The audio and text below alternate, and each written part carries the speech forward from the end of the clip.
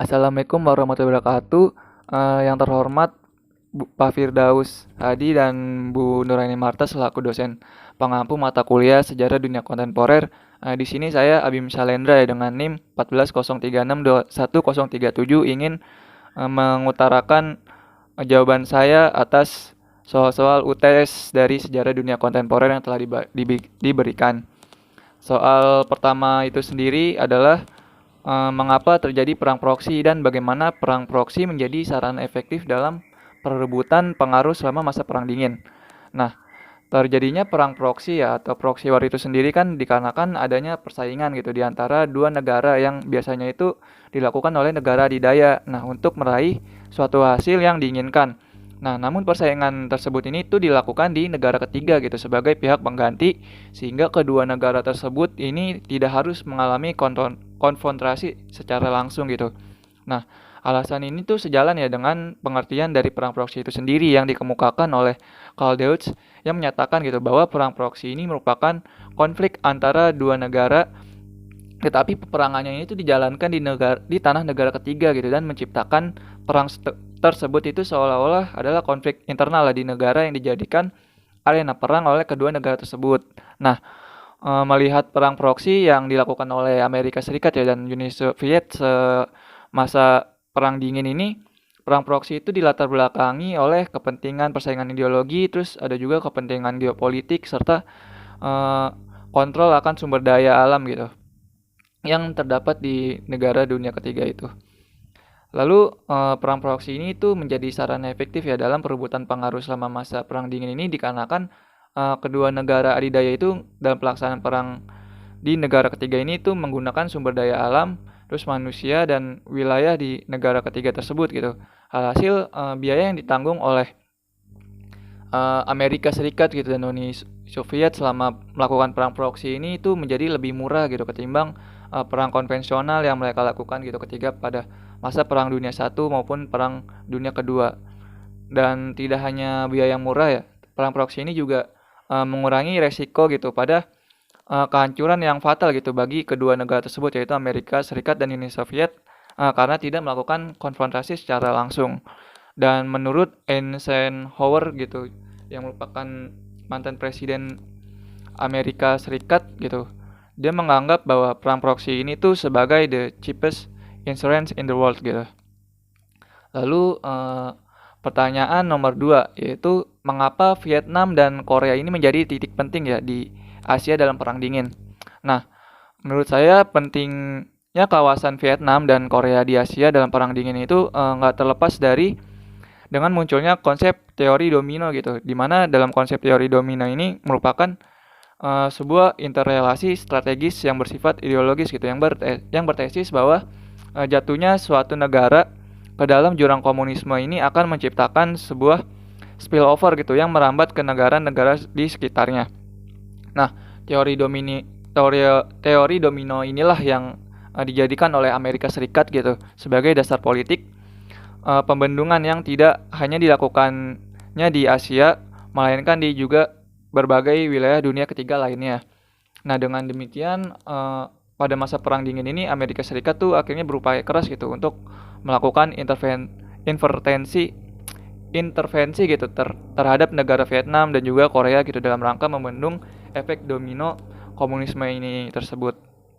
Nah, lalu pertanyaan nomor ketiga yaitu bagaimana dampak Perang Dingin ya terhadap politik luar negeri Indonesia. Nah, dampak adanya Perang Dingin yang terjadi antara Amerika Serikat dan Uni Soviet ini tuh juga turut yang mempengaruhi politik luar negeri Indonesia yang saat itu bersifat sebenarnya tuh bebas aktif ya, yang akhirnya tuh terlihat menjadi lebih condong lah ke satu kubu atau blok yaitu ke kubu Uni Soviet atau blok kiri. Nah, kecenderungan politik luar negeri Indonesia yang lebih condong ke blok kiri ini tuh nggak bisa dilepaskan ya oleh Presiden Soekarno gitu yang di saat masa kepemimpinannya lebih tepatnya pada masa demokrasi terpimpin ya itu dia tuh mencetuskan konsep Nasakom yaitu nasionalis, agama dan komunis gitu sebagai pilar utama dalam pemerintah Republik Indonesia. Nah, Alasan kecenderungan memihaknya Soekarno ini dengan blok kiri juga dijelaskan ya di dalam bukunya si Hadi Subadio gitu, di mana di dalam bukunya itu secara lugas gitu dia menyebutkan pandangan Soekarno bahwa Uni Soviet ini dianggap dapat lebih dipercaya lah ketimbang negara Amerika Serikat gitu, dikarenakan Uni Soviet ini ibaratnya belum pernah menjadi negara kolonial di luar negeri gitu, berbanding terbalik dengan si Inggris serta Prancis yang merupakan bekas negara-negara kolonial yang bersekutu dengan Amerika Serikat. Lalu di sini ada pertanyaan nomor 4, ya ini bagaimana negara-negara yang baru merdeka di Asia dan Afrika ini menunjukkan eksistensinya di dunia. Nah, menurut saya cara negara-negara yang baru merdeka di Asia dan Afrika ini menunjukkan eksistensinya di dunia ini adalah dengan cara melakukan hubungan diplomasi internasional gitu antar negara yang nantinya menghasilkan hubungan bilateral maupun pembentukan organisasi internasional gitu antara negara-negara berkembang di Asia dan Afrika.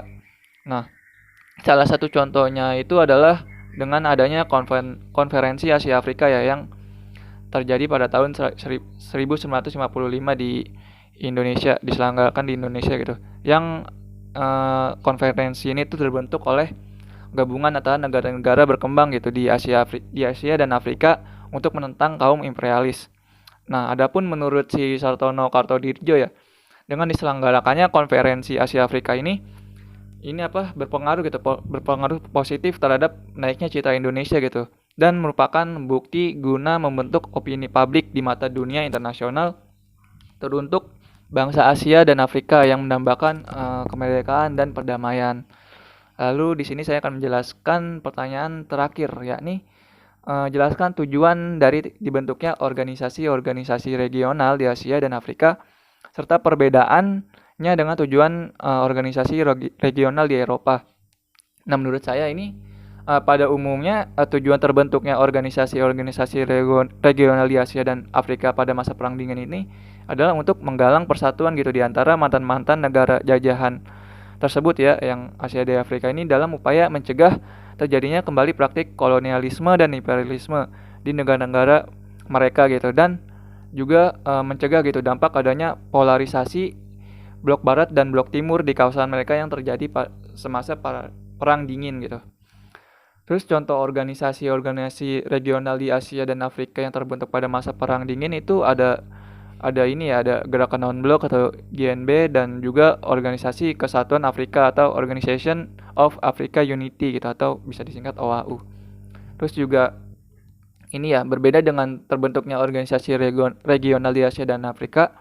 Tujuan terbentuknya organisasi regional di Eropa pada masa Perang Dingin didasarkan pada persaingan gitu untuk saling menyebarkan dan mempertahankan pengaruh ideologi mereka lah masing-masing gitu satu sama lain di kawasan Eropa, yang dilakukan oleh Amerika Serikat dengan ideologinya yang liberalis, dan Uni Soviet gitu yang ideologinya komunis gitu, untuk menjadikan negara mereka menjadi negara adidaya gitu pasca Perang Dunia Kedua.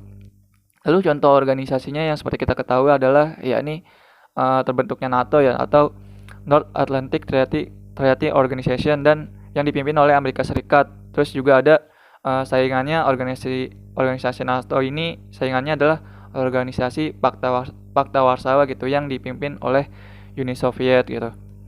Dan organisasi NATO ini sendiri itu lebih dahulu ya terbentuk dibandingkan organisasi Pakta Warsawa yang didirikan oleh Uni Soviet. Di mana menurut Temple Wanamaker keberadaan NATO ini tuh dimaksudkan untuk membangun rasa percaya diri anggotanya gitu, sehingga dapat memperkuat kekuatan Barat secara moral dan material untuk melawan kemungkinan bahaya yang diakibatkan ekspansi komunisme Uni Soviet pada masa itu ya, yang sedang gencar-gencarnya gitulah ibaratnya. Dan ya, terima kasih telah menyaksikan video penjelasan jawaban saya atas soal yang diberikan, soal UTS Sejarah Dunia Kontemporer. Kurang lebihnya mohon maaf. Wassalamualaikum warahmatullahi wabarakatuh. Makasih semuanya.